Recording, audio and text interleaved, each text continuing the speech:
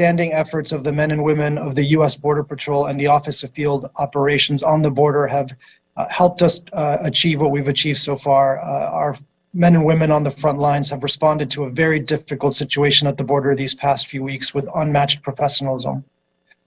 Since Friday, individuals who cross the border unlawfully to enter the United States without using the lawful pathways that we have significantly expanded over the last 2 years now face tougher consequences at the border, including a minimum 5-year bar on reentry and the potential to be criminally prosecuted if they try again. We have also begun implementing the new circumvention of lawful pathways rule at the border, which places a common sense condition on asylum eligibility on those individuals who enter unlawfully without taking advantage of these lawful pathways at the border, including the CBP-1 mobile application, which has been also expanded to allow up to 1,000 people a day to cross through this safe and orderly means at the border. And we are continuing to maximize our use of expedited removal, both out of CBP and ICE facilities, to remove individuals much more quickly than we ever have before under Title A processes. We continue, of course, to vet all non-citizens we encounter against national security and public safety systems in order to ensure that dangerous individuals are detained. What we have seen over the last few days as we transition from Title 42 to Title 8 processing is the result of nearly 2 years of preparation, a whole-of-government approach, and a return to regular order, even as we continue to operate in the confines of a broken and outdated immigration and asylum system. We continue to make the message loud and clear to intending migrants. Use the lawful pathways that we have expanded and provided, or face the consequences of choosing dangerous, illegal options only to be returned to your homes. I'd like to take a moment to provide you with some quick updates of what we've seen on the border since our last briefing. Since Friday, hundreds of non-citizens, including Venezuelans, Cubans, and Nicaraguans, have already been returned to Mexico under Title 8 authorities. And since we resumed Title 8 processing on Friday morning, we have repatriated thousands of non-citizens, including single adults and families, to more than 10 countries, such as Colombia, Honduras, and Peru. Thousands more are currently being held in CBP and ICE facilities and moving through the expedited removal process in a streamlined and fast manner. In our facilities, they are being interviewed by hundreds of asylum officers who were surged over the weekend at levels we have never seen before to support credible fear interviews. And they are also having their cases heard by immigration judges if they appeal a negative finding. Individuals will be removed if they do not have a valid legal basis to remain, including if they do not overcome the rebuttable presumption of asylum ineligibility that is part of the new circumvention of lawful pathways rule. And these removals, as I think everybody knows, will carry with them a 5-year ban on reentry and the potential for criminal prosecution. Looking forward, we will continue to manage these encounters without losing our focus on the safety and security of the non-citizens in our custody, of our personnel, and of our communities.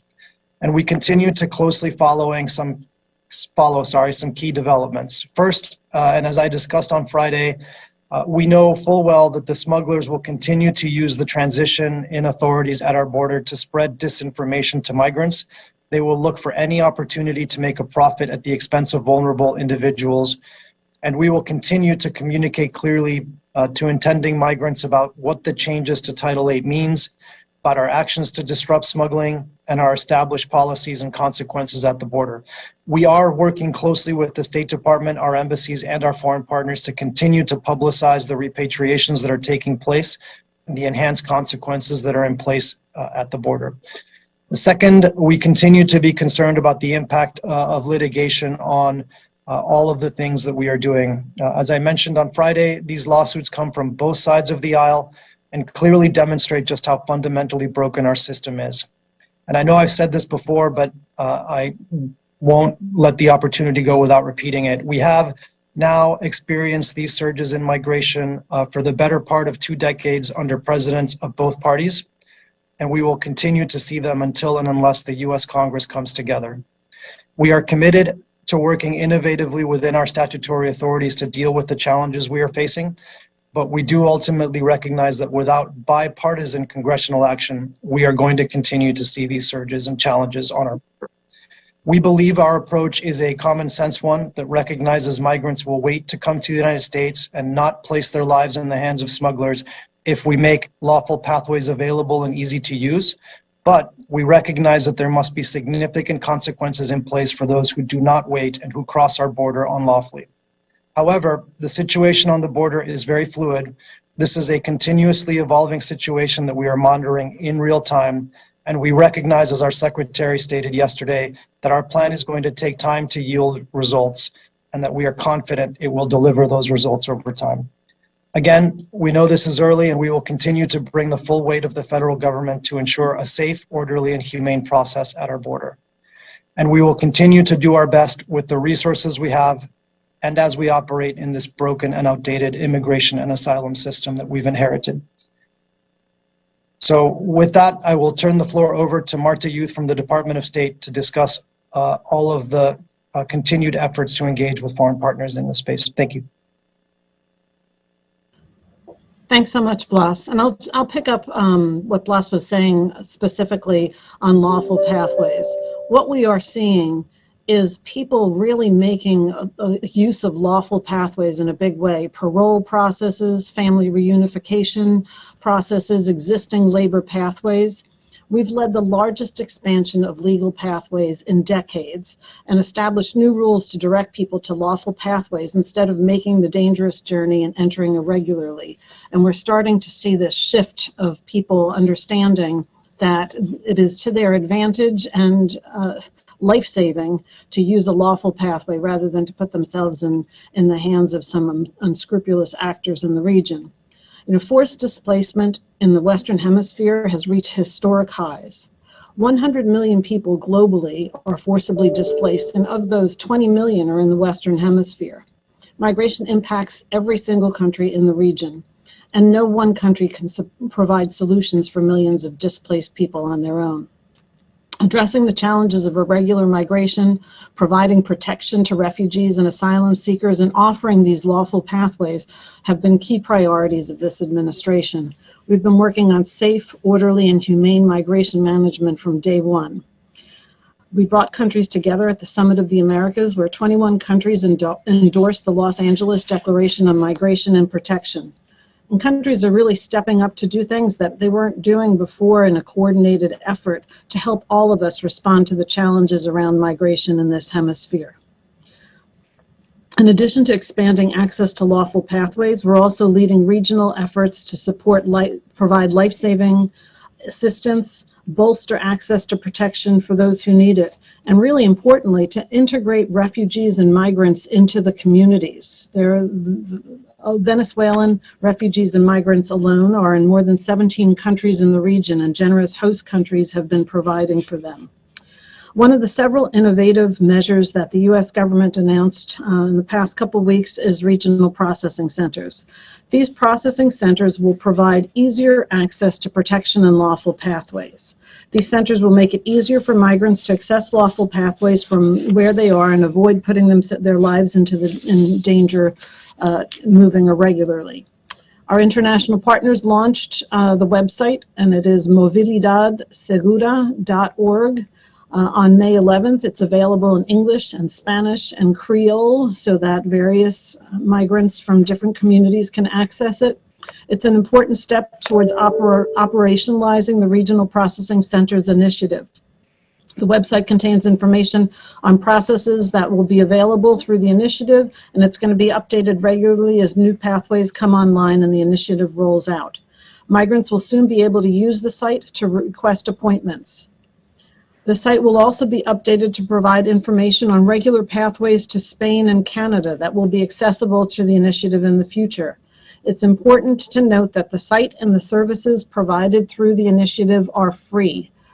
So we're encouraging people to, again, visit movilidadsegura.org. And people can also, who are in need of urgent international protection, can also access the UNHCR.org website for country-specific guidance at any time. The United States has committed to considering thousands of additional individuals per month from the Western Hemisphere for refugee resettlement through the U.S. Refugee Admissions Program. The U.S. welcomed 6 times as many refugees from Latin America and the Caribbean in 2022 as during the previous year, and we're on track to more than double those arrivals in this fiscal year. We're currently processing refugee cases in 19 countries in the region, and we're doing refugee resettlement faster in an innovative and streamlined approach. I'm proud to say that the United States is the largest single provider of humanitarian assistance worldwide in the Western Hemisphere. In the past 2 years, we provided more than $2.4 billion in humanitarian assistance in the hemisphere, $2.1 billion in development, economic, and health assistance across the Western Hemisphere on behalf of the American people. But as I said at the top, no one country can provide solutions for millions of displaced people on its own. We work with governments, civil society, international organizations, multilateral development banks, the private sector, to help provide protection and options to those fleeing persecution and torture, to address the root causes of irregular migration, and to manage migration humanely. Our efforts complement the generous efforts of host countries throughout the Western Hemisphere. And with that, I'll turn it over to Melissa. Thank you so much, Martha. We will go ahead and open it up to Q&A at this time. As a reminder, if you would like to ask a question, please use the raise your hand function so that we can call on you to unmute yourself in order to ask a question. We'll go first to Pedro Rojas from Univision. Can you unmute yourself?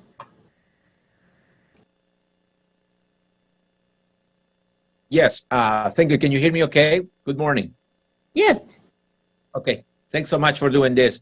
I know it's early to tell what the numbers are and if there is a peak and if we have reached the peak and we're going down as far as the transit. I wonder if based on what you're seeing, at least in the last 72 hours, it seems that due to the fact of the changes that were made at the border, folks are just being discouraged to come. Or this has to do with the fact of all the enforcement that Mexico and Guatemala are carrying, and Colombia and Panama as well? Yeah, thanks for that question. I think as as I noted, we do believe it's too early to draw conclusions. I think what we're seeing on the border, though, does reflect, again, just the immense amount of planning and coordination, both within the U.S. government and with our foreign partners that we've undertaken over the last 2 years and accelerated in recent weeks. So I do think, the message that there are consequences in place at the border is an important one that, we hope is resonating. And we also believe that our foreign partners are undertaking key actions in their countries that are helping as well.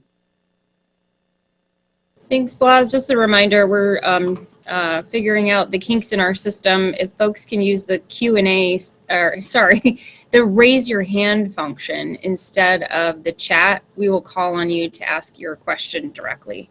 So we'll go to CBS Camilo next. Hi, can you hear me? Yes. Okay. Blas, you mentioned that Mexico and Guatemala are deploying large numbers of law enforcement officials to their borders. Can you just say specifically what those law enforcement officials are doing? Are they stopping and processing migrants who are hoping to travel to the U.S.? And if so, what happens to them? And can you also say whether you're attributing the current lower numbers compared to earlier last week to that enforcement by Mexico and Guatemala? Thank you.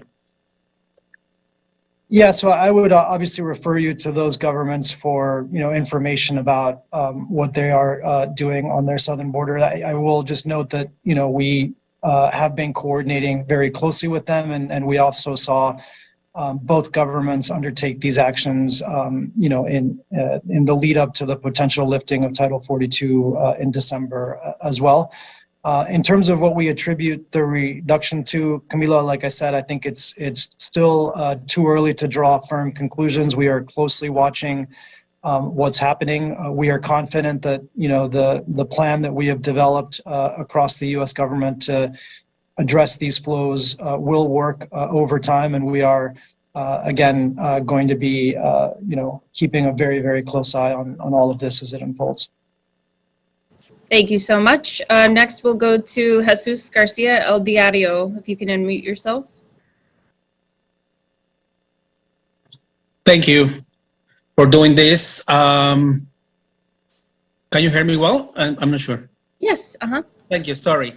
So Secretary Mayorkas said yesterday that it is too soon to know or call the new normal at the border, but when can we consider the new normal at the border, and what conditions are you waiting for to consider the new normal? And also, what are the challenges that you are facing against possible criminals and drug traffickers at the border with the alert that you are facing on immigration? Thank you. Yeah, great question. So, I think just in general, as I mentioned at the top, we recognize that there is a historic number of people, displaced in our hemisphere. And so, we, again,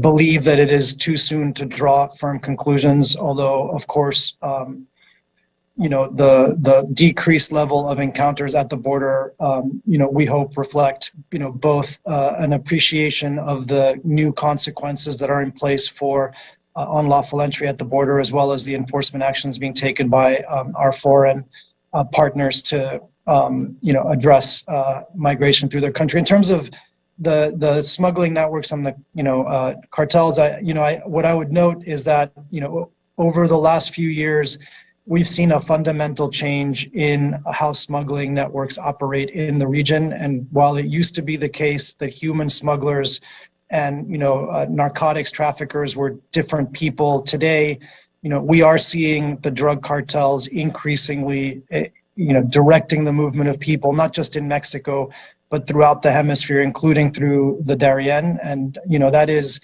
a fundamental change in how smuggling networks operate that, we have been working with our colleagues at the Department of State, the Department of Defense, the Department of Justice, and also our foreign partners to attack these networks, in a comprehensive way. Thanks, Blas. Next, we'll go to NBC's Julia Ainsley. Hey, thank you so much. Last week, Chief Ortiz told reporters in El Paso that I think it was 5 of his sectors at the time were over capacity. Do you know anything about capacity inside Border Patrol processing centers along the border? I know there was a prediction that when Title 42 lifted, it would take longer to process migrants, even if they were eventually going to be removed. And so even though the numbers are lower, I'm wondering where you stand capacity-wise and if you still have concerns about overcrowding. Great question, Julia. So, we are significantly below last week's in-custody levels as of this morning, but our in-custody levels are, are still relatively high. I would say, it is true that Title 8 processing takes longer than Title 42 processing. And of course, we are also, running expedited removal out of CBP facilities, which is a process that can take a few days. I would note, though, that, over the last couple of years, we have really significantly accelerated the expedited removal process and our ability to issue notices to appear. So, we are managing through the numbers we are seeing so far. I think, extraordinarily well. And I think that's a real tribute to the men and women from U.S. Customs and Border Protection who, are on the front lines doing this. Thanks, Blas. We're going to try to get through a few more. Next, we'll go to the Hill's Rafael Bernal. You can unmute yourself. There we go. Thanks for having this, and thank you for having it on the record again. That's great. So in the lead up last week to the end of Title 42, there was maybe it was a little bit short of a mass panic about it, but it was just a little bit short. One of the primary sources that was telling us that there was going to be a quote unquote surge with the end of Title 42 was DHS. It was either your intelligence or you were overselling the issue. But it really precipitated a lot of people who are talking about an invasion and all that kind of language. What do you think of DHS's role in promoting that kind of anti-immigrant sentiment and language?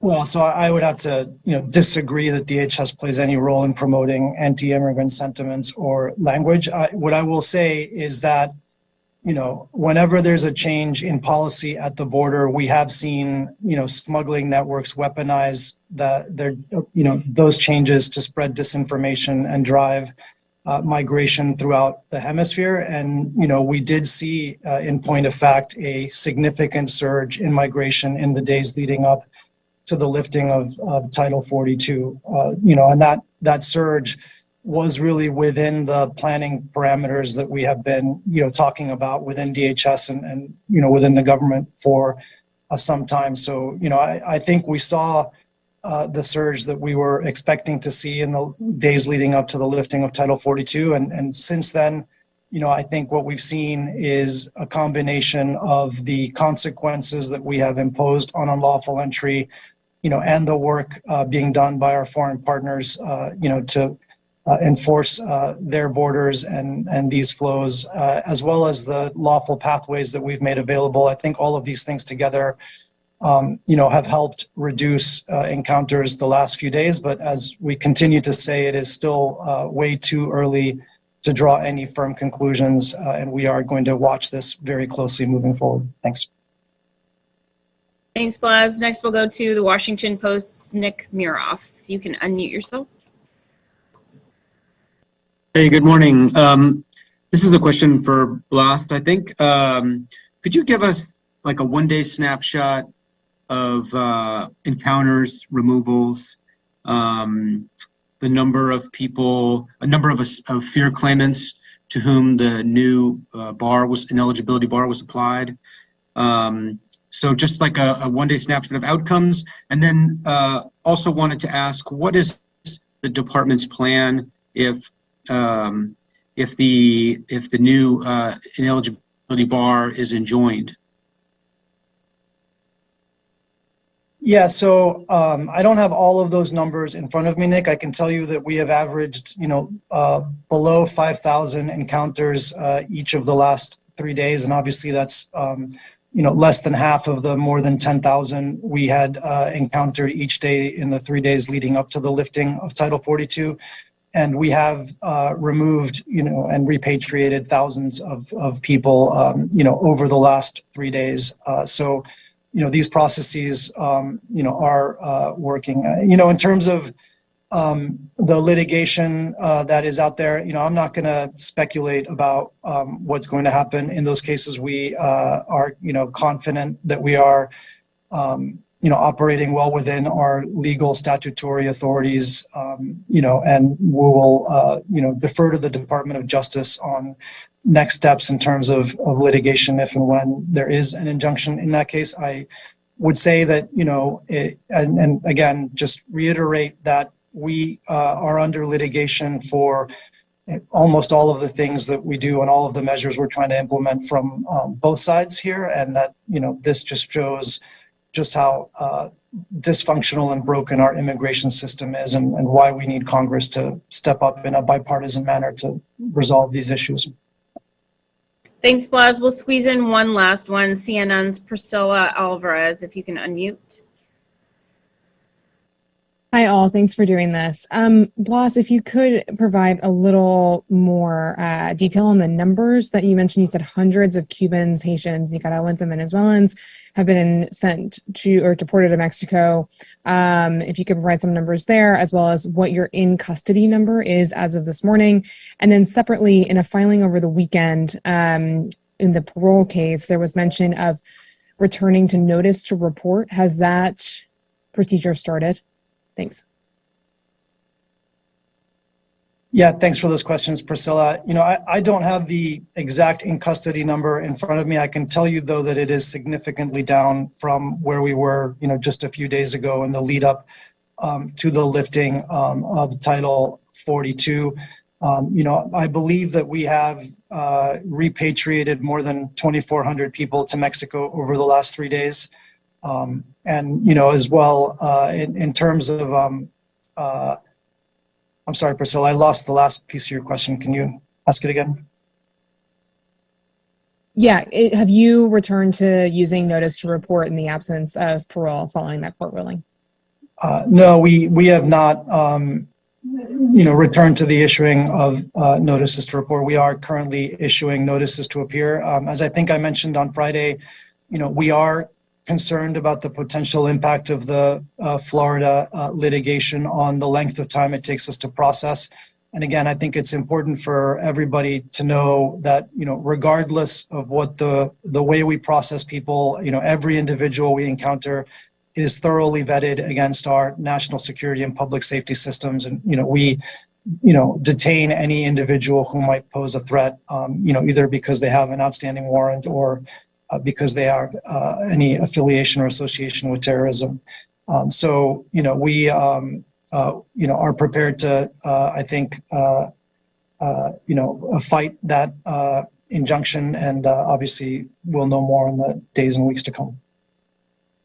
Thanks, Blas. Thanks to everyone for joining today. If we didn't get to your question, feel free to email us at mediainquiry@hq.dhs.gov. As a reminder, this call was on the record. Thank you so much for joining today. Thank you to Blas, Martha, and Melissa.